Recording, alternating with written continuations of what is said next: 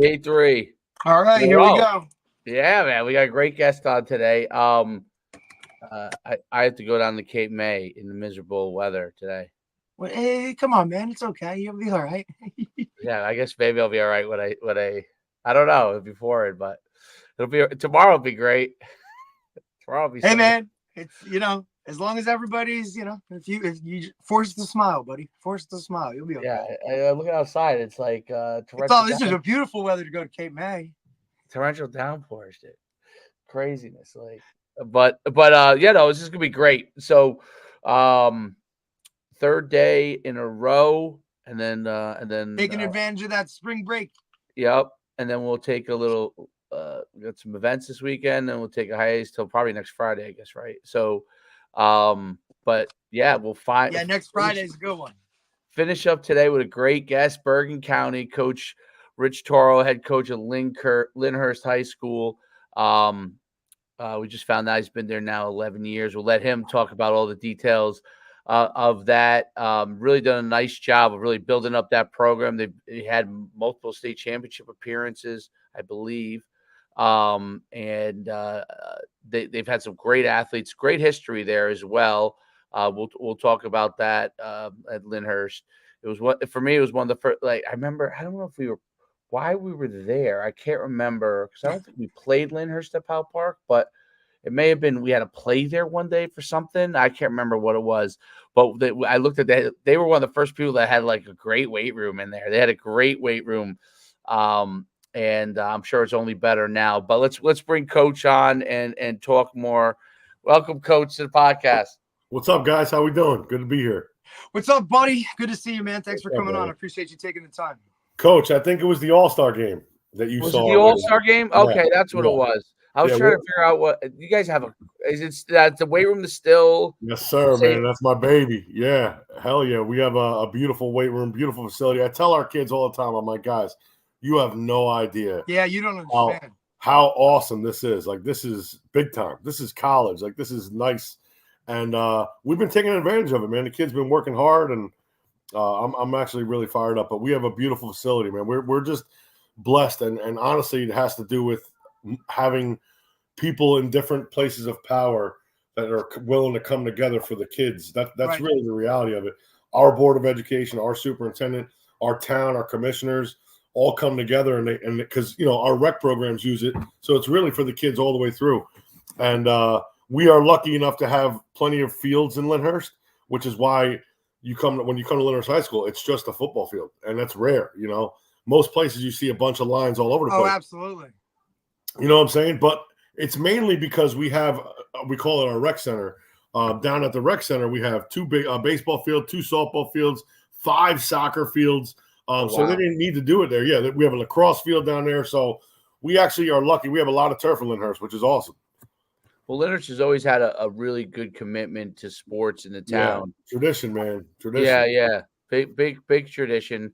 And obviously it's passed down to you. Before we dive in deep here, just give everybody your background, playing background, coaching background, how you got to Lyndhurst, everything like that. Yeah. So I'm Lyndhurst kid, born and raised.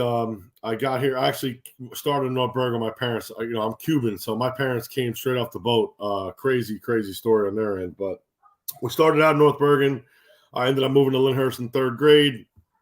Played football here. Went to Montclair State. Best school in the world, in my opinion. I played for the best coach in the world, Coach Giancola. That's where I met, all my boys. That's how I met Derek. And the network at Montclair State is absolutely incredible.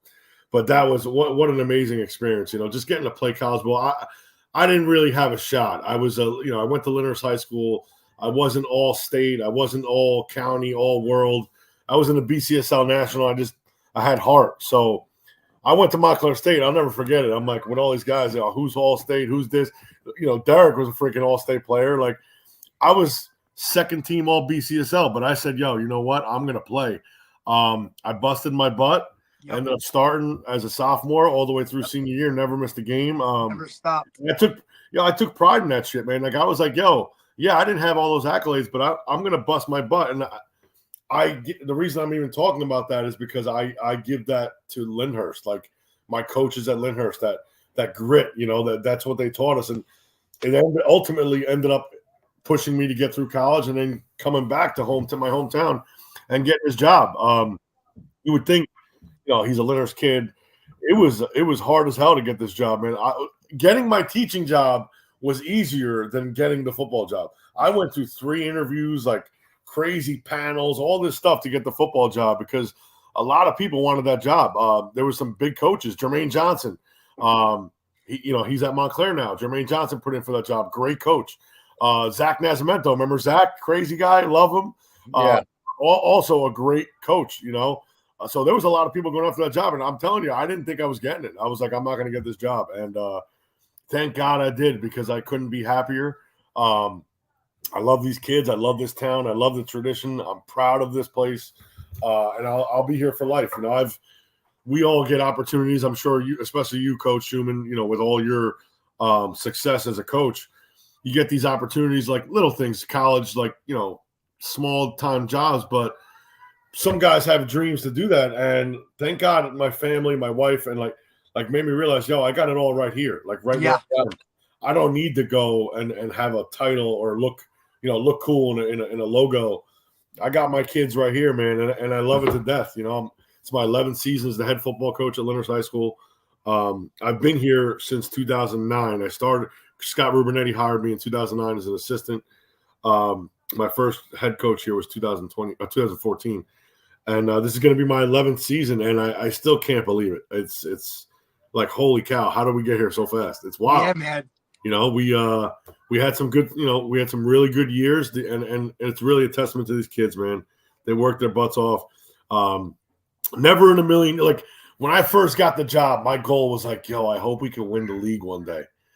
Now, we won the league multiple times. We went to 2 state sectional finals, 1-1. Like, holy cow. And I got a great staff. I got a great support system. Like I said, my administration is unbelievable. My athletic director, Jeff Radigan, is awesome. He's always supporting me. I couldn't do anything that, all the success we've had, it's really a testament to the kids, the town, and my coaches, man, more than anything else. No, it's the tradition of Lyndhurst football. Like, you really fit in really well, and not only do you fit in well, you've really elevated Lyndhurst football. So Lyndhurst football always had a good tradition, a solid tradition, Sure. but it wasn't like you turned into a powerhouse, in North Jersey in Group 2, and it's become a place that people know that, like, when they play Lyndhurst football, like, they got to be ready to go. And a lot of people don't know, like, I saw it on your timeline, like, because you guys probably on Twitter each year remember it, but Lyndhurst is, one of their most famous players. Yep. Schubrich's brother, right? Yeah, so Teddy Schubrich was the subject of the movie, We Are Marshall, right? So yep. that was he was in there in the beginning, and he was, the quarterback of the team when the plane went down. So I'm pretty sure it's still named after him, the field and everything like that. Yeah. And Lyndhurst goes back to way back then. They've been playing football for a long time. It was a well-known program back then, and Teddy Schubrich's brother, like, has really gone and built up a huge, as a football coach, was there as an assistant, and as a track coach, which you're now doing. That has become one of the things that Lyndhurst has really rallied around as a history, of part of their program, and always honoring not just the Schubriches, but like what football means to the town. And I think it's a unique place from that standpoint. I lived there once for a year in 2001. I was rented over on Thomas Ave. I think I lived. Wow. There you go. That's a fun fact. I don't know. Yeah, fun fact right there. Yeah. There you go. Yep. Well, this will also be so. One of the guys that was my roommates I was young then. Was I went to high school. His name's Anthony Artieri. His brother is he on your staff anymore? Cousin, I mean. Artieri, do you have an Artieri? Patty Artieri's my OC, man. Yeah, there you go. So Artieri's my OC. Small Patty world, Artieri, yep. bro. Here it comes. It's Here it wild. comes. So Everybody I've knows spent a lot of time in Lyndhurst because of Patty, his older brother, who I believe is a cop in town, right? Vinny's a detective. Yep. So I spent quite a bit of time in Lyndhurst. and then of course, you wouldn't know this, but many years ago, their grandmother was from Nutley, so right across the way, right across the bridge there. Sure. And so Lyndhurst is I'm familiar with it, tradition, and having guys that are Lyndhurst guys. Patty, obviously, Arteri's a Lyndhurst guy. Sure. You're a Lyndhurst guy, and you've been able to build a program like that. And it's really translated in an amazing way. Like when a town gives the opportunity to someone like you and gives them a chance to build.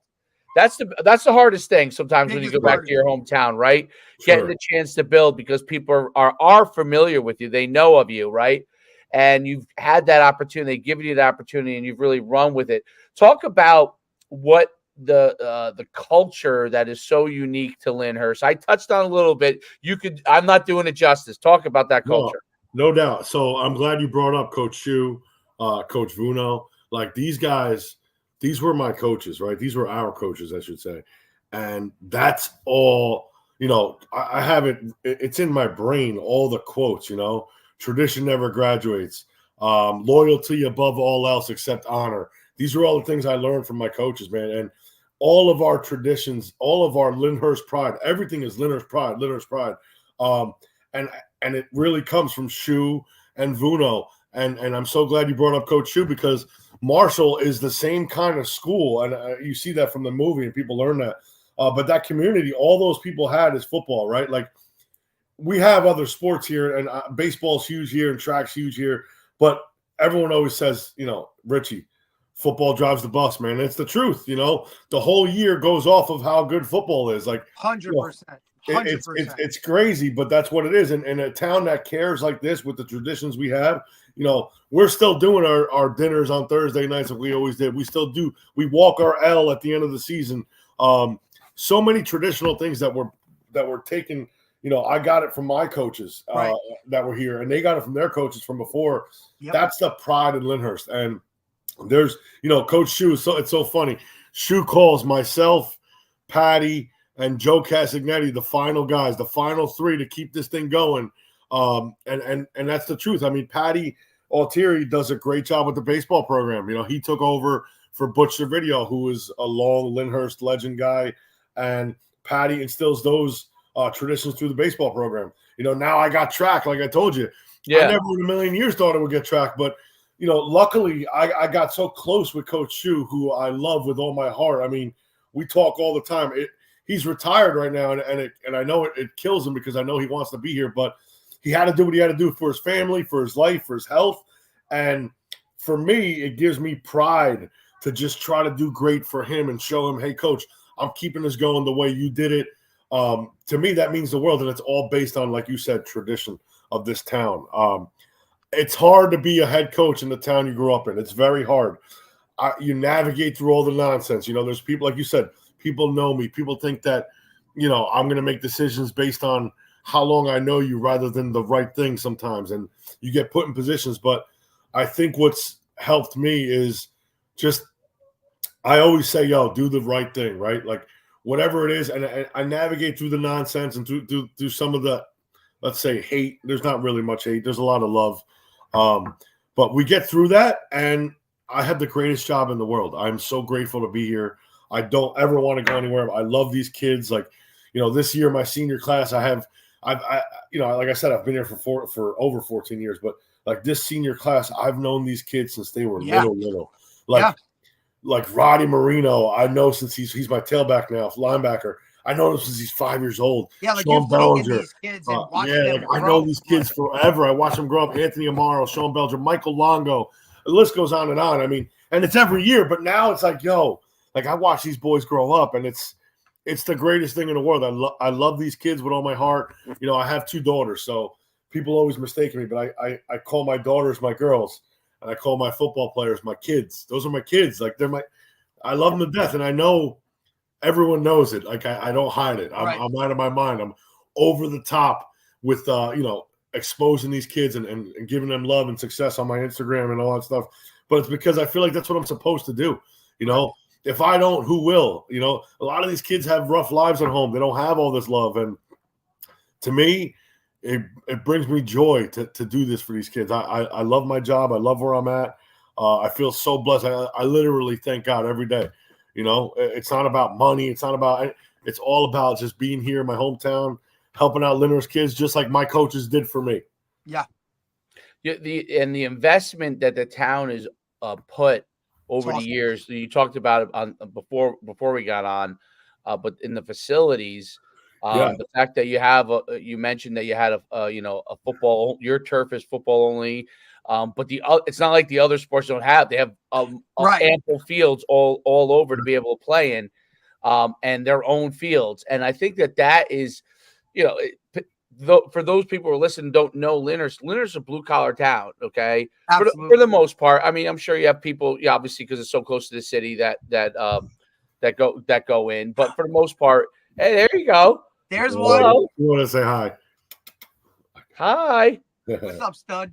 But yeah, it's for the most part a blue collar town. People work hard, and they want to invest in the community. Like I said, when I lived there for the year, like the Ortieris would be like, "Oh, hey, this so and so lives over here by you. So and so lives over here." It was like there was a barbershop I used to go to around the corner, and it used to charge. What's that? You go to Anthony's barbershop. Yeah, we charge $5 for a haircut. Yeah, yes. That was my quarterback's grandfather. Yep, there you go. See, $5 for a haircut, and the only reason I knew about it was what's Patty O'Teary's older brother's name? Vinny. So from Vinny told me, he was like, you got to go over here this week. It was like really right around the corner, right? $5. Walk, yeah. It was incredible. So but that to me, everybody knew each other, and when you would sit there, he would talk to you about the different stuff that was going on in Lyndhurst, and it's that kind of pride in the town, and that really makes it unique. And it's a unique town in the sense that that it's been able to hold those traditions in an area that is fairly transient too. Correct. Right? You have a lot of in and out with you do have in and out as well, right? Because the train station's right there. Yeah. People can move in, they can move out. No doubt. The ability to be able to do that through all that is I think is really, really unique, and it's pretty darn cool that and Lyndhurst has such pride in it. There's such pride in the town and Lyndhurst. And I tell you, it's tell me about when you go around town. First of all, there's the best bakery maybe of all time might be there too. What's the name of that bakery that's right on Pastry Shop? Lyndhurst Pastry Shop. That place is unbelievable. Yeah. So those kind of traditions stick around for forever, as long as possible in Lyndhurst. Talk about what it's like for your players around town, when they're going around town and they're doing well. What is it like for them? Dude, so I'll go back to when we were winning, right? Obviously, we won a division last year, but I'm talking about 18, 19. We went to the state finals, and then when we won it in 19, the kid, it was like what's that show? Friday Night Lights, dude. These kids were getting, we were going to the diner and get a free meal over here. Everybody coach. The kids, the players, they were going, Coach, I got free lunch today. I'm like, yo, take advantage of it because you never know. When we won the section, the town gave us a parade. It was the coolest thing I've ever been. When I go down Valley Brook Ave now, I'm always like, yo, this was unbelievable. And it was it all goes back to that tradition, man. This one of the coolest things for me, right? We had this guy George Schifano, a former Lyndhurst, is a Lyndhurst alum. He throws an alumni dinner every year, and it's really for all the older alumni, and it's all sports, but mainly football guys, older guys. Okay, when I'm there, I'm the youngest guy there. I'm 39. One of the coolest stories for me was when I was there at the alumni dinner. I think it was that year 19. Guys telling me the stories of going to the state sectional championship game to watch us play with their old jackets and seeing their old buddies from the 70s, the 60s, the 80s. That to me was the coolest thing ever, because even though we went to that bowl game at MetLife and got our asses whooped, I lost my horse. You know how that goes. You lose your horse in Group 2, it's over. My stud, Peter Partilla, he had broke his ankle. He had fractured his ankle in the sectional final. Tried to play at MetLife, didn't work. He had 2 carries for 20 yards on one ankle. But when I'll never forget this moment before the game. Probably the best moment of the game because I said we got our asses kicked that day. But I turned around and I looked at the stands and like a whole section at MetLife was the entire town of Lyndhurst.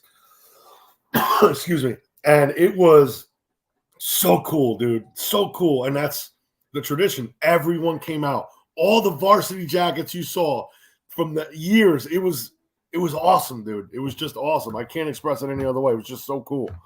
And that's this town. That's Lyndhurst, man. And that's, I feel like it's our job as these, me, Patty, and Joe Casagnetti are the 3 real core Lyndhurst coaches that are left. It's our job to keep this thing going and pass this on to other kids. And I got a guy, Danny Kisak, who's on my staff, former player. You probably know him. I think you coached against him or maybe in the All-Star game, Coach Schuman. Danny Kisak, he's on my staff. He's a Lyndhurst kid. He in 2011, when we 8-seed Lyndhurst beat Rutherford, Danny Kisak was the quarterback, and he was the reason we won that game. A huge reason we won that game, I should say. He's a kid we're grooming. Matt DeMarco, another former Lyndhurst superstar. He's on my staff. He's the head wrestling coach. He's another kid that, that's good, man. We just keep it in the family. My staff, I couldn't have a better staff than I have right now. Like, we got core Lyndhurst guys. Tradition, bro. It's all about tradition with this town. I always say it. Like, I love, it's not that I only hire Lyndhurst guys. I got guys from other towns on my staff. Sure. The Lyndhurst guys, like, it's different because they know. And they understand the tradition. They know what I expect and what we're doing. They know my why. There's no questioning. It's a beautiful thing, man. It's a beautiful thing. That's a big deal. And as Lyndhurst, as you coming out in that stadium, what was it, MetLife you guys played in, and that first time seeing that crowd, it's just like you're just like, oh yeah. Chills. It was unbelievable. My dad on the sideline. Hell, it's not like, that most of them probably walked there. Yeah, I mean, no, they all tailgated, that's for sure. But, I had my dad and my brother on the sideline. Like, it was just surreal, man. And and you also did something, dude. You did something really cool, and I can remember Dave and I actually talking about it when it was going on. When those guys, and I know it was COVID or whatever, but when you got their rings, bro, you went to every single one of their houses and delivered their rings, bro, dude. And you saw the different reactions from each. I mean, who was this? Who was crying? Yeah. I mean, bro, that was just something on a different level. And to be honest, like, I thought it was just so cool, but I can't help but think, dude, like, the way that we coach, right? And look, I went to Butler, same type of traditional type of program, but man, playing for Coach G and Montclair State, like, I think that really just shaped who we were even more so. Look, you weren't an all-state player, but he gave you the opportunity. And then what? Like, we just, like, that's same thing for me, right? Like, I was transferring in from a different place, like, didn't really have a home. He just did something to you that had absolutely nothing to do with football and just made you feel a certain way that I'm going to run through a wall for this guy no matter what. I think guys like us, it's easier for us to relate to a guy like Coach G because he just cared about so much more off the field and how you doing and what's going on with your family. And that stuff really showed us, like, that he cared on a different level. Now when we get to the field, like, sure, coach, I'll run 10 gassers for you, whatever you want me to do. Right. The football stuff became easier because you knew ultimately he cared about you. You weren't just like another number in a jersey, and you spent way more time with him than I did. Yeah. For everybody that doesn't know, Coach G is the O-line guy. Hell yeah. 15 minutes before practice, these guys, the linemen are in the bleachers, and he's on a marker board going over what we're doing for practice. Every day. Then they just go right down into lineman land, which wasn't even on the field. It was not even on the field, on the 20 pad. yards of turf that they just stayed over there and did their thing. But I can't listen. The ring thing, man, was so unbelievable. Like, let me tell you something. That was awesome. And that was one of the longest days of my life. It took me 8 hours to deliver all those rings. Hell yeah. I didn't realize when I signed up for this. Like, I was like, oh, this is a great idea. And I'm like, babe, we're going to do it. And then, like, I'm like, oh, my God. I'm like 2 hours in. I only got like 12 rings done. I got like 6 to go. And it was like, but you know what? I was like, I ain't stopping. Like, there's no way. Every kid's no, man, it was awesome. You know, every kid's got their, and they're like, oh, look. And now they're all waiting. They're like Christmas. Like, is he coming? So, like, yo, one kid I delivered. I don't know if you remember. I delivered it to a kid. He was working at Wendy's. Yes, Wendy's. I ordered food. I brought him his ring.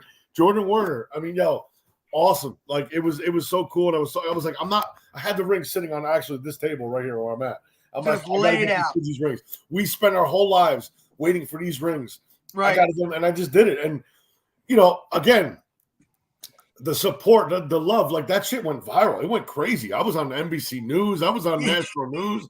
I was getting interviewed from people. I had famous sports guys calling me up. I'm like, yo, this is insane. Bruce Beck. I'm like, this is awesome. And to me, like, I was like, I don't get why it's such a big deal. Like, this is what it's supposed to do. To us, that's but they were like, no, normal. You're amazing. I'm like, no, I had to get the kids their rings. Like, I didn't see it that way. You're like, I'm doing what I think is part of the job. I genuinely, when I did all that, I did not think it was going to be a big deal. Like, I was like, oh, people are going to say, like, oh, yeah, Rich, good job. You know, thanks. It went off, which is cool. I'm grateful for that. But, like, my intent was not, I just wanted the kids to get the rings. You weren't planning. You weren't expecting to be like, "Hey, I'm doing this for my," like, no way, like this is the me show. Like, look. I was actually scared. I was scared that people were going to give me shit because of the COVID stuff, and that I was going near these kids. And there were actually like randoms on Twitter, like not real human beings, like people. Yeah. Out of this world. Listen, Dave. Some guy. This is real. Somebody messaged me and told me how wrong I was and how dangerous I was and how I should never put kids in risk for a ring. And he blocked me. I'll never forget. I still have it saved. Listen, I went to respond. Thank you very much for your concern, whatever. But he blocked me and everything. It's actually funny. Listen, Dave's got 500,000 followers, bro. Oh, right? Yeah. He understands. He gets stuff, and I'm sure he's got the best thing. You write something, block, done. That's it. Bye. Yeah, it's Not even a unbelievable. response. He knows the game, bro. Yo, it's crazy. No, but back to Coach G. Like, yo, Coach G, and I'm going to be very clear. He is one of the greatest human beings, and I know you know this, Derek. Is one of the greatest human beings on the planet Earth. That man believed in me, like we said. Like, he's the reason why I knew I had a chance. Yep. And because I'll never forget anything that man's done for me. And like you said, I'll run through a wall for him. Yep. But the true testament, and Derek, we've talked about this before. Coach G is not only one of the greatest coaches of all time, not only one of the greatest people we'll ever meet, but his work as a coach speaks for itself. Look at all the coaches in New Jersey. Majority of guys are Montclair State guys, man. Head coaches, assistant coaches, played for Coach G. And it's unbelievable. And it speaks for itself because that man molded some awesome, awesome coaches all through New Jersey. North, South, Central, whatever you want to call it. Across the board. That's what I've learned from doing all these podcasts. Is like, how many coaches from Montclair State are there? You know, I'll tell you something that I think is interesting too that you brought up about Coach G and Derek brought up too. I don't know if this is just obviously where you guys played and because of Coach G, you know how he is, or is it a product of Division III that you understand that those guys are still paying something to play there? Like when I played at UConn, the players had great relationships with each other, but not every coach had great relationship with the players. So, you know, from that standpoint, because we were all on scholarship and literally those guys were a lot of times looking to move up. You know they were looking for their next job, their next gig, and obviously your performance hinged on that, right? Sure. So of course, so I think that, you know, I mean, I'm sure it's some level of unique to D3, but and obviously Coach G is a special guy, but I think that in a strange way may allow you to have a real relationship with your players because you understand they don't have to be here, right? 100%. Like our guys had scholars, like very few guys, unless they became like, alcoholics or something like that, they were not giving up their scholarships. You know what I mean? Right. Willingly, right? Like no one was giving up their scholarships willingly. They were gonna do whatever they had to do to keep it. And there were guys that obviously performed at a really high level, and there were guys that literally would, ride in their scholarship. We were like, man, this guy's on scholarship, and they didn't care. Yeah, you know what I mean? So at D3, you get that unique thing where you got to build relationships with your players. Obviously, Coach G did it at a different level. That's my understanding. For a long time, too. Otherwise, you guys wouldn't all be coaches, right? If you didn't have. Right. And it's crazy because, look, even we've had guys on the show, right? Like, Billy Johnson, right? Like, he coached there and then he did whatever. I had Coach Santoro on yesterday, right? Like, these guys were there. Yeah. I mean, it's like, it's crazy. And, like I've said to Dave, like D3 was so different for us, bro, because, we didn't have to be there at 5 a.m. workouts. We didn't have to be doing all this stuff. Coach G just approached it in a different manner, knowing like, I know this guy doesn't have to be here. If I don't show that I care about him, then he's not going to be here. Right. And he just had a rare way of doing things for a long time. Yeah, man. 40 years. I mean, the same type of like, it was and look, did we have some phenomenal players that we were there? Absolutely. But I think he also got the most out of every single one of us individually by just being there supportive, saying, hey, I got you. Hey, don't worry about it. Right. Like you were never afraid to approach Coach G about anything.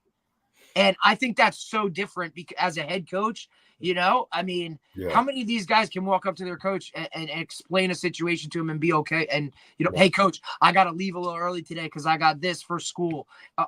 Okay, Most, just let us just let us know, Most. And look, you get fired up. No, so true. I'm the same way. Right. Monotone, I try to be the same way, Derek. I'm so glad you said that because I try to be the same way, man. Like, that's how I am with these kids. I tell them, number one rule in my program is don't lie to me. Just tell me the truth. Just tell me what it is, because I'm going to find out if you lie, and then you're going to lose my trust, and then it's over. Coach G knew the issue before it even happened. I'm like, yo, he was there you for got so something. long. He, like his phone. I mean, and listen, we were like our program, like Montclair was known for a certain way before we got there, right? And Coach G, but the thing about Coach G would always take a risk on some of those guys that other programs wouldn't touch. Yeah, and if it worked. Like he would try, like, and give you that opportunity. Now, if you went and did something that kind of did, wasn't the right way to do it, all right, then we part ways. But he was at least willing to give some of those guys a shot. That's for sure. And majority of them spun it back to be on track. And it was like, thank you, Coach G. Right? For sure, man. For sure. It's crazy. When he retired, everybody was buzzing, right? Who's getting the next job? People call me. I'm like, yo, there's guys way ahead of me, baby. Yeah, man. Like I would love that job, but like, yo, I got respect for my elders. Like, and this is not taking anything away from Mike Palazzo, who worked his butt off and did everything he could to earn that job, and he's doing a great job. I just thought, there would be other guys that would I thought there would be interviews and all that stuff. My guess was Danny Garrett. I thought Danny Garrett was going to get that job. We all thought. But it worked out the way it did. And again, Mike is awesome. Mike's been there forever. Mike played with us. Palazzo is there. He's been working his tail off in the system as an assistant coach. And listen, kudos to him, man. I'm happy for the guy. Absolutely. And we talk about it all the time. Job. Like you look like you don't want to be Bill O'Brien taking over after Joe Paterno, right? You want to be James Frank. Like you want to be the next one after that, right? Because to follow a guy like that. Yeah, right. But like I said, Mike's doing a great job. He's so I don't know how to word this correctly, but like he's so into the now. I don't want to say he's like a newer coach because he's not a new coach. What I mean is like he gets what the kids want to see now. This generation, right? And that's what Dave and I talked about. Like, Montclair is now more he's going to get kids because of that. He's going to get kids, which is awesome. which is awesome. Right, because for a couple of years you kind of look at Montclair and it's like, oh man, what are we doing? You know what I mean? Like, and look, we're always going to judge it a certain way. Yeah, right. But you know, like even Dave was like, oh wow, he's more out there, right? Like he's more, you know, visible. He's doing this, he's doing that. You know, he's adding black to the uniform. He's updating that stuff. Like he's doing more of this social media we started stuff. that. Derek, we started the black, bro. We started that. Dave, this is a great story, man. Our last game ever. Yep. One of the guys on our team, Gary Andrzejewski, he just put together, he's like, yo, we're all going to wear black socks, Nike socks. And he collected all the money from all the guys. And coach had no idea until he saw us come out and the whole team had black socks on. And it was like, oh, I can't believe we did this to coach. And I'll never forget it because we were coming out of the tunnel. Yeah. Right, we were getting in like our warm-up lines or whatever, he just looked at us and he was like, "All right, got me with the black socks. Yeah, go win the damn game." Yeah, and we did. It was like, "Oh, okay, here we go, dude." Never said a thing about it. Crazy, bro. Not a word. Never a word, man. And he was like, great. All right, I guess this is what we're doing. Like, yeah, it was sick. It was wild. But yeah, that was our last game. Do they wear black? Do they wear black socks to this day still? Well, no, now they've transitioned to it. Yeah. Okay. They basically got rid of navy, so we had like it used to be red, navy, and white. Yeah, it was really. It was navy. Yeah, the outline was navy blue. Yeah. Yeah. Montclair was always that. And then they got rid of the navy, and now it's black. So it's and it looks fresh, like Palazzo's uniforms. Looks great. Palazzo's uniforms and the swag is fresh, dude. Right. Yeah. Like fresh. And it's a nice look. And facility wise and all that, like they've put in the new student set, right? Like they put in a new, like you can't. If you looked at campus when we were in school compared to now, it's not even close. Like it's not even. It's close. Sick, dude. It's sick. Yeah. So they've really updated it. Like it's always going to be a solid school to go to. You want to, like Dave, we talk about, you want to be a teacher, go to Montclair. Right. You know, like that type of stuff. So they're always going to get that appeal. Yeah. It's just, there's a lot of D3s right around here that kind of compete for the same type of kids. And we talk about it. Like kids just don't want to go D3, bro. There's a stigma that drives me insane. Drives me nuts, dude. Go where you're wanted. Forget about all the D1 nonsense. Like just go where you're wanted. And if you're great, it'll work out. Like that drives me nuts. But do you have to deal with any of that with your players? I'm sure. Oh my God, yes. Yeah. Oh yeah. Yeah, especially your guys, because your guys. I got kids that would rather not play than go play D3, and it's we've seen that. Yeah, I've seen that. That's become It does, because we know what playing D3 did for us, right? But there's also a certain amount of love that you have to have for that game. And 100%. If you don't love it, then you better not go play D3, bro, because look, 8-hour bus rides are not fun. And then, you know what I mean? Like that stuff that goes along with a D3 program. But then I look at it and I'm like, man, Cortland just won the national championship. And I said, and they whooped our ass every year we played them. I said, but at least we were up there throwing punches. And these guys just won the national championship. I said, that's crazy. Yeah, it's crazy, bro. It's crazy. But yeah, listen, I'm a big advocate of D3, man. I try to get these kids all the time. My last kid to go D3 to play all 4 years and finish was state champ, Anthony Lembo. He went to Stevenson, and I was at his last game. He had a great career, man. He had a great career. He's going to graduate this year, and, you know, I couldn't be happier for him. I couldn't be prouder of him. I've also seen a lot of, like, these guys, like, that want to play ball. Like, hey, man, maybe, like, do you want to go to that FCS and sit the bench for 3 or 4 years, or do you want to get higher academic and go D3? Like we talk about, you know, even like a D2, like a St. Anne's, right? Like we're talking high academia stuff. Like, bro, like you can go and do this. Or Amherst or Williams or like a Kobe. Like, like if you want to play football, you can do this. It's really frustrating that everyone cares about the look, and they care more about the look and how you know, big time or cool they like are. Perception. And the perception, perfect word. Rather than the experience of getting to play and really being a college football player, regardless of the division. That's it.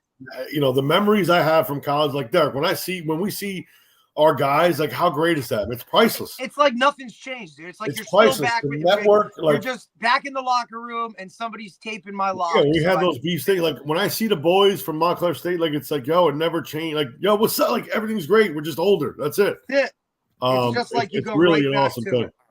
it. What do you say to your kids when they say they want to, they hem and haw on D3 and because that's it. Obviously, a lot of it too is parents. They have the dream as much as the kids do. Sure. And that's the main, like, they're the ones that are like, oh, I think you're better than D3, and it's like you shouldn't be D. See, I don't think people understand. Just because there's a number next to it, I said, Rich, we played with some dudes that were Division I guys, 100%. Like they could have started at most D1 programs. Some of these guys we played with or against. Yeah, and, no doubt, bro. And I just think that, look, a lot of people just don't understand. Like, some of these guys are here because, look, maybe they weren't really good in school and they weren't focused on their grades, so that hurt them. Personal lives, right? Like off the field stuff matters, right? Like that stuff used to come into play a lot more. I just don't think people understand. But when that whistle blew and we were out there playing football, we played with some guys that were like. Remember Al Hawkins? Al Hawkins was in the MLB. Al Hawkins, Elizabeth. Remember him? You got to remember Al Hawkins. He was a quarterback. Yeah, like. He played MLB baseball, came back and was a quarterback for us. He was the man. Like oh my God. Hansen. Yeah. Like it's so back to answer your question, Coach. I tell him straight up, like, yo, go where you're wanted. Like, I understand you want to scout, if money is the issue, there's ways around that too, but don't tell me like you got to go D1 because you need a scholarship. Right. Because especially now with the portal, recruiting is, dude, it's not like it used to be. Nope. And I'm talking to you, recruiting more than anybody. Yep. I used to have 1,000 coaches coming in, talk to the kids. They don't even come anymore. They don't even come. Why? Because dude, here's what it is. It's all done on a portal. I don't even I try to reach out to coaches. They're like, oh yeah, I'll talk to the kid. Don't worry about it. All right, no problem. Dave, we've had this conversation the last huge. The head coach is being almost cut out of it. I'm cut out. You are cut out. You know what it is? And part of it is that everyone's just sending them huddle links, right? So by time they get to you as a coach, they've already sifted through your kids. Right, they already know. Well, they kind of put them in a couple of groups, like categories, yes, no, maybe, right? So, but it's not the coaches, like the position coach, like their staff underneath, the GAs. They're sifted through all that first. So, part of it is that they're like, oh, they're so inundated with all these prospects that they don't have to go anywhere unless it's literally warranted. Because the old days, like back when you first started as head coach, and I was still up at Powell Park, like, Ryan, I tell people this all the time. Ryan Day used to come and sit with me when he was at BC. Like all the guys would come to visit because I ran the camp, so I also knew players besides the kids that I had. Right. And they would sit with me at basketball games, and I would just like they'd be half looking at my player, but want to talk about like all the other kids, right? And they would come and sit down. I mean, Halfley, all these guys, they would all come in. And they would sit down. We talk. If one of my players was a guy they were interested in, great. If not, they would talk about other players in the area, right? And they would get a lot of information that they trusted from that manner, and not just from me, but like they used to do that with Coach Nicholas. Right, they would do it with other coaches. They used to do that with Coach Dunn. So how good is he? Right? Like I talked with Coach Dunn about this, and obviously from Old Japan, he because I've been their analyst for the last 3 years. Behind the scenes on the computer, and they the recruiting thing, man, like guys used to come in and see him all the time, and he has still Division I guys, but they don't come in the same way. And when you're used to one style, like that style to me, and we talked about this a little bit yesterday with Coach Santora, that built relationships with the coaches. So when you needed something or he needed something, you guys could help each other. Sure. Now it's like totally like, what do you have? Okay, that guy's not all right. We don't think he's good enough. I'll talk to you next year type of thing.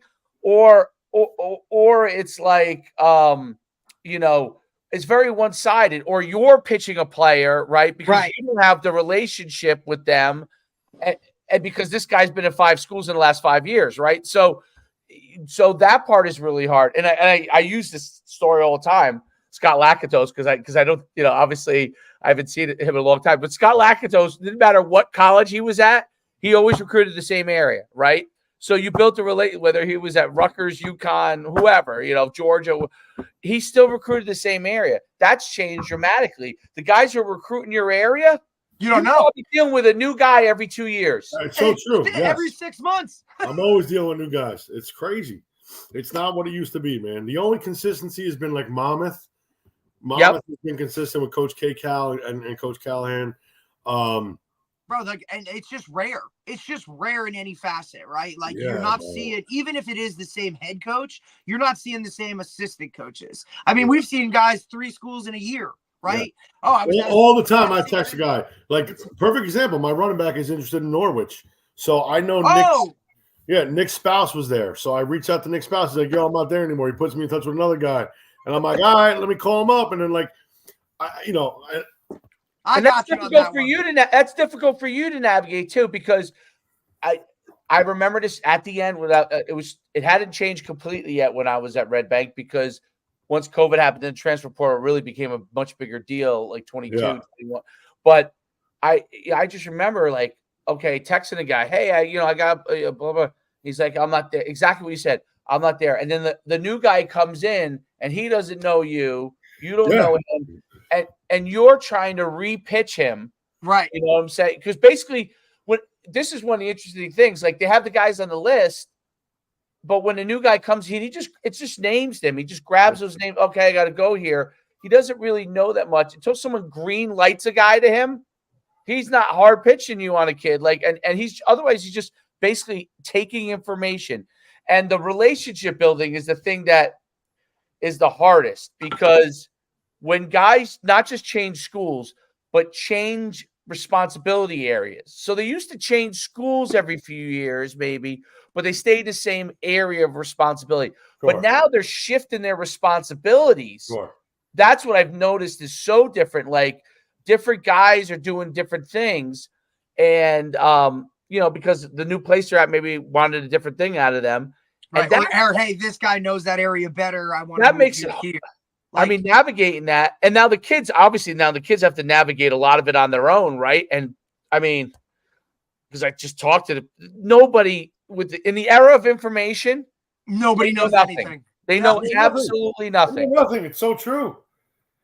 I'll give you a perfect example. My quarterback, Johnny Lembo, he got recruited by Jimmy Robertson, who's now at Monmouth. Yes. He was at FDU, and Johnny was all in, and he recruited him as a quarterback. Now, I was like, this is awesome, because Jimmy knows his shit, and he's a very good coach. And if he wants Johnny, then I know he's going to be okay, because he's going to develop Johnny, whatever. Now, and this is no disrespect towards the new coach at FDU. However, Jimmy got a better job. He's at Monmouth. My boy Johnny ended up at FDU, and there was no relationship. And guess what? Nothing. Johnny transferred out, and now Johnny's at MSU. And I'm praying to God Johnny gets to play there. And I worked it out with Coach Plazo. He's been nothing but great about it. But that is a perfect example of what you just said. Like, Johnny was fully recruited. He was going there. And then, Coach got another opportunity. And it all went to like nothing, man. Johnny didn't even, he didn't have wait, he's just another guy coming in. Yeah, and it is, again, it's not a knock on the coach, because obviously new head coach has their guys and their style that they want. It's not his fault either, right? Because he didn't recruit Johnny. He's not his guy. Exactly. And it broke my heart, because Johnny was like, oh my God, like what happens now? Like, you know what I mean? Right. Like, and he's the kid's working and he's working, and hopefully he gets an opportunity at Montclair State, which I feel confident he will. Because that's all you're asking for at the end of the day. Give my kid an opportunity. Yeah, that's it. If he doesn't take care of business, that's, you know what I'm saying? But like, I always do, like, hey man, like, I can lead you to water, but I can't make you drink, right? Yeah. So like, I'll get you there. I'll put you in the best situation and help you get wherever you need to be. Yep. But ultimately, like, now it's your time, bro. Yeah. Like, you got to go do your part. It's tough, man. I think a lot of these guys, we talk about it all the time. Once they Oh, I want to go to this school. Oh, I want to go to this school. Oh, I want this school likes me. That school likes, like, bro, you filled out a questionnaire. You're a name, right? Like, okay, like go somewhere where one, you feel comfortable, because it's more than just football. Yeah, I You told have you, to married. understand, like, You're getting married. yes, football takes up the most amount of your time, but there is a lot more to it. Are you a big school guy? Are you a small school guy? Are you a warm weather guy? Are you a cold weather guy? Like, what are you looking to do with your career, life? What's your path? Now, I understand, like, when we were there, it was, hey, man, this decision is for the next 4 years of your life. Yeah. Not like that anymore. Guys just look at it like, all right, well, if I don't like it, I'll just get in the portal and go somewhere else. No doubt, dude. No doubt. No doubt. It's the truth. It's tough, but I do my best to try to navigate these kids and help these kids. I got a couple kids right now. The main thing, go where you're wanted. There's nothing better than going where you're wanted. And if you get something, you need to take it. Let's go. Yeah, like let's go. Go. That's a great point. Yeah. You can't. So that's a whole nother. You can't sit there and well, I'm going to. Let me collect offers. Or this guy wants me. No, what are we doing? Or hey, this guy sent me a message. It's like, dude, this guy right here said he wants you on the roster right now. Like, no doubt. Stop waiting for. Part of it is like it's not. The system is an issue. So it's not on this. It's not really their. Look, they should take responsibility, obviously, but it's not 100% their fault. And that's part of the whole. No, it's not their fault. That's the whole issue with the whole system, is that there's no per se fault, and it's not coach's fault. Right. It's not the player's fault. Like, it's the system. That they want. The system, the structure of the system creates a situation where the coaches need to get a new job, and get paid more. Where the players have to try. They're trying to get what they can get from the system now, and the system is just for lack of a better word, it's almost a negative driven system. Meaning, like, the transfer portal on its face makes sense, and NIL on its face makes perfect sense, right? But without it was good in like parameters, it's one of those things that in theory it's phenomenal, right? Everybody gets what they want, right? Right. Like, hey, NIL, people are going to get paid for you signing your jersey or a little autograph session, not $1 million to like come here and play. Right. But in practice, you see, listen, I point to this. I don't know if you follow women's basketball, but this year it's been most popular than ever, right? Sure. The controversy with the whole LSU thing, and Caitlin Clark, and then Angel Reese gets up there and she's basically like playing, some people are saying she's playing the victim because, it was hard. Well, here's the deal. When we hand 20-year-olds money, okay, they may not make the best decisions. Like, people are like, well, she was in a video, or you gave her $3 million. So yes, she's responsible, but I also say, like, she's still a kid, right? It's not 100% her fault. So if the system has a situation where she made a decision thinking it was a good decision at the time, make some money, I'm a pretty girl. Now she feels really bad about it because society has made her like she's a supermodel, and the negative things that happen to supermodels where they're analyzing everything about you, right? They're nitpicking now, right? It's not 100%. It's not 100% her fault. It's not, someone helping her that's their fault. It's the system has created a situation where, yes, they have to be more accountable for their actions. I agree. But they're kids. Like, they're kids, bro. They're kids. Without parameters, they're going to make mistakes. Yes. So if you had parameters around it, like, we want you to kind of limit these money-making opportunities, and that's the whole part of it. So that's why you get, to me, like, I think I look at it a little differently. That's why you get a girl on there in a press conference and all the emotions come out because they were the champs last year. They lost, somehow they look at it like we're the enemy. And it's like, no, it's the media that created brutal this whole situation.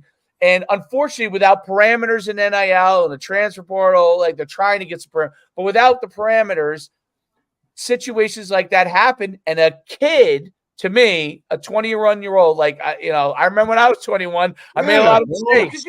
We were happy to get $200. Yeah. But you're a kid. Like, listen, if I had $200, I blew it the next day. I'm not kidding. God. Like, I was at 21. I'm at the bar, like offering free drinks for everybody. I thought $200 was $1 million. Yes. That's what it is. So true. So true. Like, and people forget that. Adults forget that all the time. And I remind them all the time, yo, they're kids. I don't care if they're in the NFL. I don't care if they're in the MLB. I don't care what sport it is. Most of these people are kids. Like Rashee Rice. Everyone's going off on Rashee Rice. And yeah, he was wrong. He's 23 years old, bro. He's a young buck.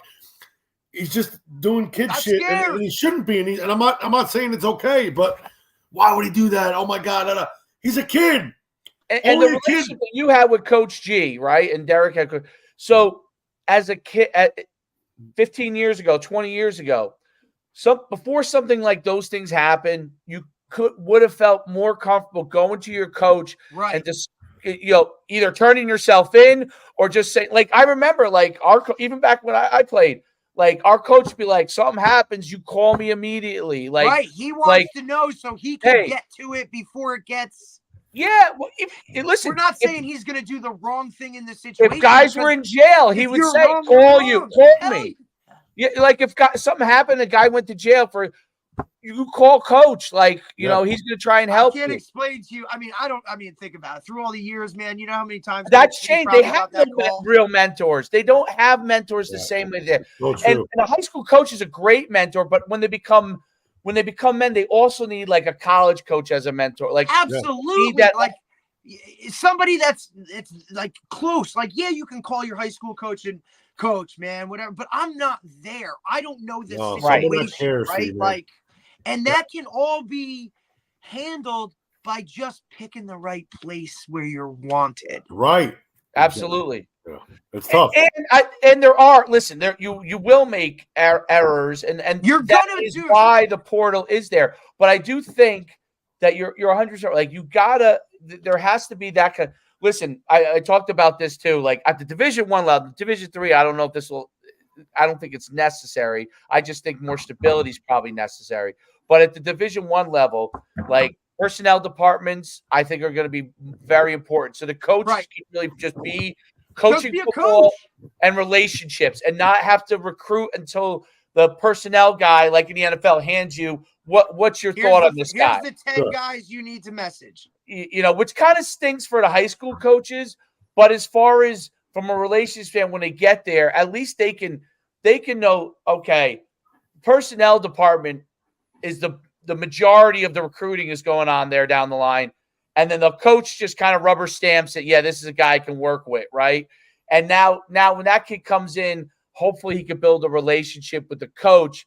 And the business part is handled by the personnel department. Like those guys that are the best at business, right? Like allow everybody to do their job because they do that job really, really well, rather than have all of these guys doing this job, staying shallow, right? Like this guy has this, you're that guy. This guy has.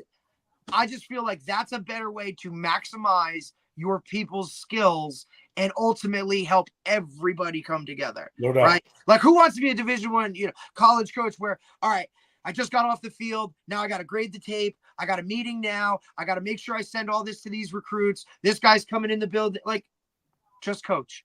Yeah. I'll handle the personnel stuff, right? I'll tell, and we've talked about it, Dave, like the new model, or how it's, you're going to have GMs of colleges. You're going to have basically business administrators or guys that are going to handle the NIL collective money aspect of it. Or, hey, you're going to have this media appearance. Like you almost you're almost expanding to so many different departments other than just wide receivers coach. Well, they put the cart before the horse initially, right? So when you put the cart before the horse, they had it before they had these systems. Now guys are trying to catch up. And I think even at D3, it'll be helpful. And then maybe eventually it can get back to coaches building relationships with coaches because they can talk to you. And then, it doesn't, and it's not on them. Like they could build a relationship with you they can hand you your prospects, and you can say, hey, listen, coach, personnel department's going to take a look at your guy, and then if they think he's good enough, he'll come back to me. But you could build a relationship with him, and then they can follow up on that, and so much less falls on their plate. Yeah. Yes. Listen, NFL model. When I was an agent for 6 years, I've said this on multiple podcasts. The thing that I liked about dealing with the personnel department was they were just like, yes, no, man. Like, right. Yes, like, I don't have time for bullshit. I like this guy. I don't. And then when I talked to coaches, like when Hafley was in the NFL, and so personnel said, take a look. I'll forward it on my coach's desk. I'll put it on the coach's desk. I call Hafley when he was a DB coach at San Fran, and Hafley would be like, yeah, if I can get him in, I will, right? So I know that my relationship with the coach is still the relationship with the coach. And then ultimately, if the no came, it was personnel that said no, not my relationship with Hafley that's affected because he couldn't get. Now, a lot of times he did get some of my guys in that were like borderline into mini camp or get a contract. But that's all you're asking for. But I knew that the same thing. My college coach was Nick Rapone. That was my defense coordinator. He's a Tampa Bay Bucks safeties coach. And same thing with Nick. Nick would be like, send it over to me. I was fired over to personnel. Call me back in 2 days, right? Personnel did their thing. If personnel said, hey, coach, it's up to you, then he got in. You know what I'm saying? If he didn't, if they said, you know what, I don't think he's good enough for our program, Rapone would say, hey, personnel didn't think he was good enough. If you want to call personnel, you can call them, right? And I thought, you know what? That maintained my relationship with Coach Rapone. He was never put in this situation where you probably see now. I bet you there are coaches that kick some of these coaches out of their offices, 100%. For BSing them. You know what I mean? So like, I know you're like, just like, dude, like it's just, or they just consistently like this guy to a point where you're like, look, get out. Like, it ain't gonna happen. Leave me alone. Like, this is not part of the. You're not doing yourself any favors, because now in the future, when you come back and say, "Hey, I got a guy," I don't really care because you burnt me on one. You know what I'm saying? Or guys hold grudges. Guys keep receipts. Receipts, baby. Receipts. you give it a Dion quote. How can I not? He's everywhere. He's all over. I know. Social media I just saw his son had what was that? See, I guess I'm not hip. Not I'm 50. So there's what's the car that the truck that he got? What is that? Did you see that, Derek? I didn't see. What, he got a new car? It's like a futuristic. I don't know. Cybertruck. Did he get the Cybertruck? He got the Cybertruck. That's it. Yeah. He got the Cybertruck. It looks like a tank, right? It looks like a tank. Yeah. Tesla. That's what he just got. He got the Cybertruck. He's obviously gone viral through the whole thing of him like. That's a $200,000. That's a $250,000. That's a $250,000 car. Is it really? Yeah, well, he probably made $250,000 smiling, holding up a watch. His watch is $250,000 too. Who is this? Shador Sanders got it. Shador. Oh shit. Shador he got that Cybertruck. He posted. It was just. Of course he posted it. I saw it yesterday. Well, listen, and this is what's crazy. You guys see his truck, Derek? It looks like, what's the movie? Back to the Future. Yes. It's like, it looks like that McLaren. I mean, look, like when we talked to Adam Brenneman, he and I've referenced this on multiple podcasts now. When he was doing all his content stuff, like he had Airbnb, guys were coming to his house. He explained to us like the cars that these dudes were rolling up in.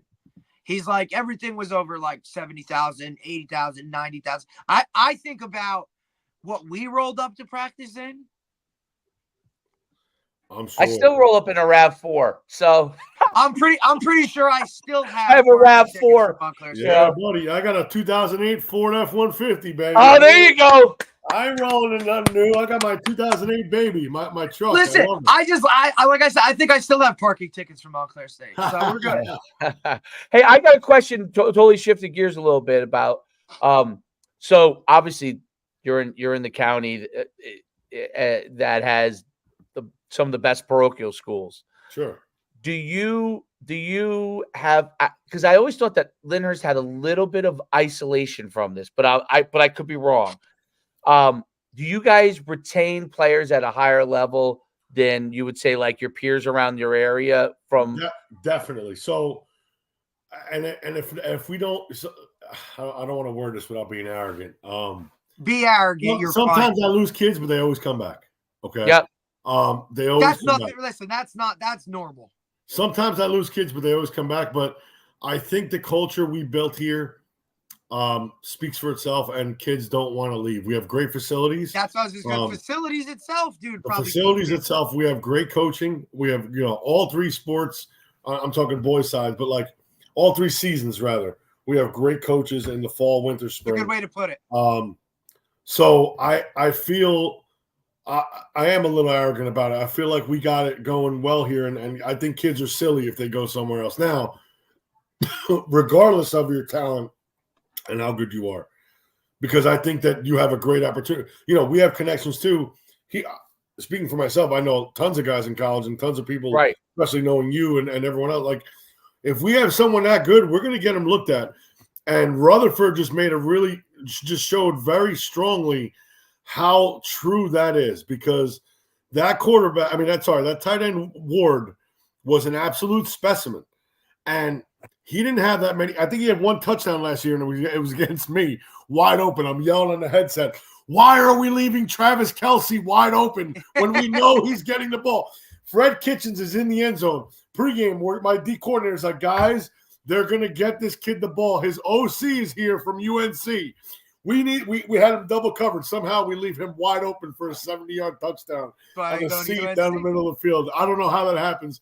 But anyway, my point is, clearly, if you're that good, you're going to get recruited and you're going to go somewhere big. That kid's at UNC right now, and he deserves every minute of everything he's got because the kid is a stud.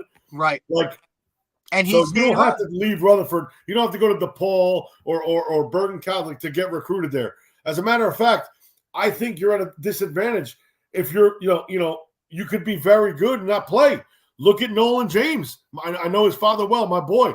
Nolan didn't really play much at Bosco. He went to DePaul, and he's a killer. The kid's a stud. It's just and now he went to DePaul. He ended up getting a full ride. I think he's going to BC. I think. Yeah, he's got a ride to BC. Yeah. I know Nolan since Nolan was on our sideline. Nolan and Junior, both of those kids, both James boys, on our side. Like Big Nolan was coaching with us. They were little kids just wrestling each other on the side. It was sick, and I watched those kids grow up too. Like, it's unbelievable. And just a perfect example. And those kids, they don't live in Lyndhurst. They moved to Westwood. Like Big Nolan had a plan for those kids. And, of course. And it worked out well. Yes. They don't even go to the same school. One goes to Barton, one goes to DePaul now for their own, sports. Right. And they each have their own path that now you correct. Now that's a little different, right? Because, we deal with parents all the time, and most of them have no idea how to operate. That's my point. Process. Right. I'm so glad you're saying it. That was my point. That's the difference there, right? Like, there's kids that just on a whim say, I want to go here. Like, Nolan's path. This has been his calculated. Dad, he didn't have loyalty to Lyndhurst or Westwood where they live, or like he had loyalty to, I want my son to have the best opportunity possible, and this is how we're going to do it. And he did that. Where on the flip, these other people don't have plans. They just have wishes. And, they have a wish or a dream without any work getting into it or no plan. They go to research, school thinking they're going to do shit. They're just and they're not. And then they're back home and they realize, I could have played here the whole time. What am I doing? I have a guy here that actually cares. And I just had a recruiting meeting. Let's just say a recruiting meeting. A couple weeks back, I met with parents that are in 8th grade, right? They asked to meet with me, to talk to me. A couple things that I make sure I don't do. I don't talk bad about any other school. I don't knock any other school. I don't say anything like that. All I do is sell us and our program and myself. If your kid comes here, I'm going to do whatever I got to do to help your son. I'm going to try to I'm going to be on him in school. I'm going to be on him out of school. And then you're going to have someone that's here for you. You have a direct channel to your kid all day. You need something, you call me. I'll help your kid out. I'll get you whatever you need. If you send him to another school, who knows? I can't tell. I have no idea. So that's on you as the parent. That's my selling point when I try to get kids to come here to Lyndhurst High School. That's my thing. No, there's no doubt about it. I mean, when I was at Powell Park, that was the same thing that would happen. It was we had no culture. We built the culture. Yeah. But the kids would come back. They would go to pro schools and they would come right back. And I mean, half my stars were guys that had left initially and came back after their freshman or sophomore year. Wimbush, right? Didn't you have Wimbush? Who was your quarterback? My quarterback was De Silva, who went to Paramus stud. Catholic. I mean, absolute stud. Yeah, he went to Paramus Catholic initially his first year. And, but the thing, like what you do, like we would meet with the 8th graders in every one of the schools. And we used to, at the end, we started welcoming the 7th graders just so we could, talk to them too. Sure. But they would all the kids that were the studs in rec would be like, I'm going here, I'm going here. And I always used to say to them, I'm See like, listen, no, I would tell them this. You got to do what's best for you, but this door is always open, right? This door is always open. I think that's the most important thing. You don't burn bridges, right? Yep. Like, and they would come back. Yeah. 100%. De Silva came back. Charles Simons came back from Bergen Catholic, right? And there's a couple other guys, and it made a big. Obviously, they were stars, for us, and they were really good players. But they were gonna play. They were gonna play, but they were not gonna be stars, right? Agreed. Not have the opportunity to be a star. And then they were like, you know what? My friends are telling me that this is great. Absolutely. I'm gonna come back. Like they're saying, hey man, we could, if we have you guys, and they were so surprised at the fact that when they came back, it was like they never left, right? So for sure. I think making them feel that way, which you do, is a great thing, and they know, the parents know, and then what happens is, I think over time they just choose to not leave, right? Yeah, because they just choose to not leave because they're like, you know what, like these other guys have left and came back, and it worked out great for them when they came back. Why should I even bother? Well, I don't want to go Why through bother the process leaving? of having to go somewhere else and then come back. Like I'm just gonna stay and play with my boys for the jump. Yeah, man, no doubt. Well, it's been really good having you on, Coach. I mean, fantastic. Really, really good. Anything else you want to leave us with? No, listen, I appreciate you guys having me on. Derek, thanks for this opportunity. Coach Schuman, I appreciate you, man. I love this, man. And I told Derek, I'm like, yo, I'm excited. He's like, we're just gonna talk ball. I was like, let's go. He's like, Coach Schuman, right? I said, yeah, I know him forever. Like, let's do it. And I'm happy to do it, man. Anytime you guys want me on, I'd be happy to do so. Thank you again. Seriously, appreciate you guys. Next time we'll actually get into some X's and O's or something. I'm in. Let's do it. Let's do it. I love talking run game, man. Let's go. Oh yeah, we know about that. Oh, we know you guys run the ball, boy. Yeah, no doubt about that. I love talking that run game, pound that rock. And you got a running back as your OC, so I know you're between you and him. Head coach was a guard. OC was a running back. Like, anybody that wants to run the ball, just head to Lyndhurst. There you go. That's so true, man. All right, bro. Appreciate All right, Coach. Have a great day. Thank you. Appreciate you. Take care. Bye. That was great. Awesome. Interesting, man. Like that town that's awesome. Yeah, it's probably a town that you don't know that much about because being from out in Butler. But like he said, it's an hour away. I happen to know because my best friend. I've spent a lot of time in that town because my best friend from home. I think it's cool you live there. His brothers, I lived there once, but his cousins, like we would go over there. You know what I mean? Like I would, I know his cousins. And obviously, like him coming into, I'm from Lyndhurst, I'm from Lyndhurst. Like everybody talk but certain guys, like he talks about Lyndhurst the way I talk about Butler. You know what I mean? Yep. And it's really wild that we're just fortunate enough, and look, it has to do that's why we flocked to Montclair State, right? Like we knew that was, that type of program is that culture that we had in high school, basically. And I don't think you get that when you go to, some of these bigger time schools. Like you can talk about maybe Notre Dame has that. You know what I'm saying? Like that's kind of maybe I would compare it to something like that, but it's just so different. And I listen, man, 11 years as the head coach at Lyndhurst, like that's a long time already. And he's young. He's my age. We're not even 40. Yeah, no, he's. I never lasted more than 7. So, but I'm just saying, like, if he wants to ride that wave, he could be there for 30 years if he wants to be. Obviously, actually, he still would be young. 20 years from now, he would. Yeah, he'd still only be 60. 60, not even around 60. So, By the way, I have to say that that's young because that not on 50. I'm like, what's the next milestone? Oh, 60. Okay. Derek, that's so mind boggling to me. It's You better journal. You better start writing it down. Like, hey, this is how I feel at age 50, right? it ain't as good as how I felt at 40. I can tell you that. And it's definitely not as good as I felt at 30. And at 20, and it sure as hell ain't as good as we felt at 20. I didn't feel anything at 20. So sometimes that was my choice. Absolutely. But anyway, yeah. So, no, that was a great one. And I'm glad you asked that question too about him losing kids, because you feel like, look, anytime you mention a Bergen County school, well, they're in a hotbed area. Like you always and look, he referenced the kid from Rutherford who was dominant tight end, and obviously like just rare, right? Like even Park Ridge had a Division I guy this year, right? It's like some of these smaller Bergen County schools have those kids, and it does push to say, look, if you stay home, you can still get what you want, or something of that nature. So, I don't know. I just think he's done a really great job over there, and then like he said, everything aligns in terms of no doubt. And it's not just school based; it's town wide too. Like those people contribute to. Like Lyndhurst is obviously, that town is at the stadium on a Friday night. Oh, regardless of if he's 7-0 or 1-7. Oh, but they're there, and we I really didn't get to talk about any of the highs and lows of like Group 2 programming, but he's done a nice job of keeping it like you're gonna have some lows every once in a while because that's just how it is at a Group 2 public school. But he's able to really minimize that, and he's winning so much.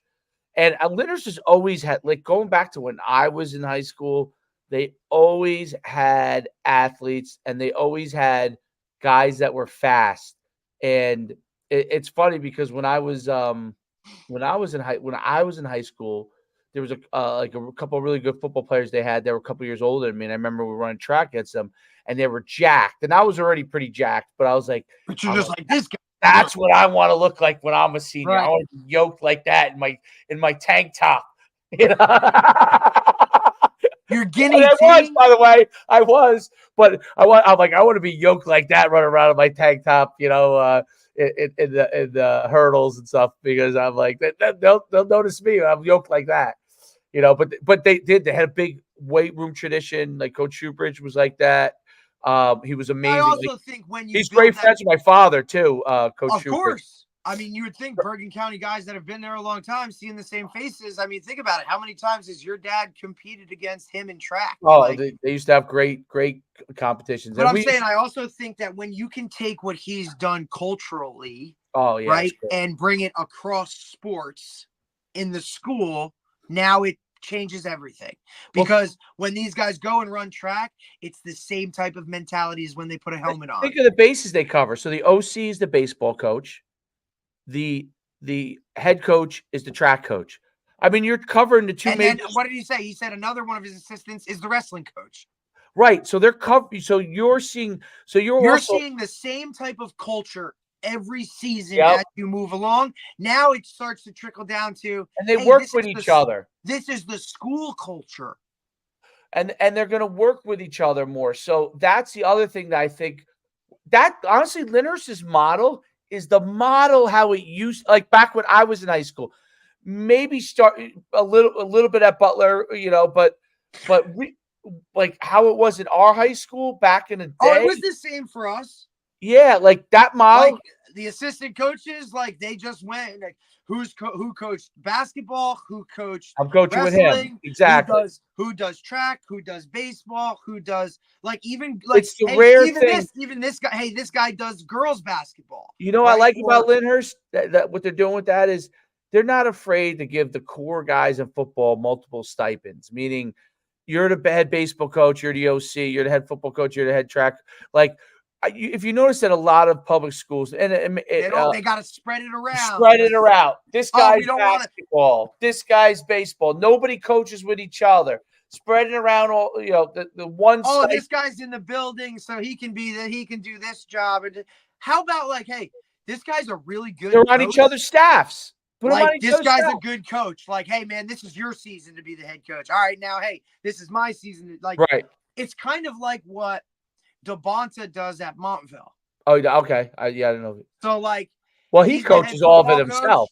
But like, hey, he OC is the basketball coach, and then he now he goes to wrestling. Like Devonta's the assistant wrestling coach, right? Somebody else is the head coach. Now they go to baseball season. Somebody else does this. The more you do that, the better. I think that's a great way to sustain the culture that you want, not just football, school. Yeah, I think it does. I think it does. I think it is. I get why it's harder nowadays because probably 100%. A lot of people want those stipends, so they're like, But they want, and it's frustrating because they want those stipends for like the wrong reason. Yeah, like, yeah, hey, yeah, I'm doing this. I can grab a quick, Even the guy, even the guy with the weight room stipend, man. Like, don't just walk in there, put your arms down, and wait for everybody to like, oh, how many sets you got? Like, no, go in there and think of it as I'm coaching, right? Like, how can I help this guy? How can I help these guys? Don't just be that guy in the corner, right? That's like, hey, I'm getting $3,500 to do this for the next 2 months. Like, come on, man. Like, go and do something with it. I just think it's different because, like you said, a lot of districts now, they got to spread it around, and this guy needs this or this guy. I understand why, but it just erodes the culture. I understand why, but of course, got to keep everybody happy, buddy. The question is, are they actually happy? So hell no. They think they want to be sitting there for how many sets you got, bro? Like, oh, I got this track. I got an indoor track meet. Oh God. Right. Come on, track meets are long, bro. It's incredible. Track meets time-wise might be the longest thing in high school sports. Correct? Oh, yeah. I mean, yeah, you can talk about wrestling matches like counties or something like that, but that's track meets are long. They're very long. Very, very, very, very. We just killed this week. That was 3 this week. That was great. And we got a biggie next Friday, baby. Next Friday. Is that the that's the combo. Yeah, so I gotta get that. We'll leave it at that. We'll tease it. We'll tease it. That'll be a great one. All right. 2 former guests, baby. 2 former guests. We'll have them on. I don't even know if we have to talk. So which that's saying something.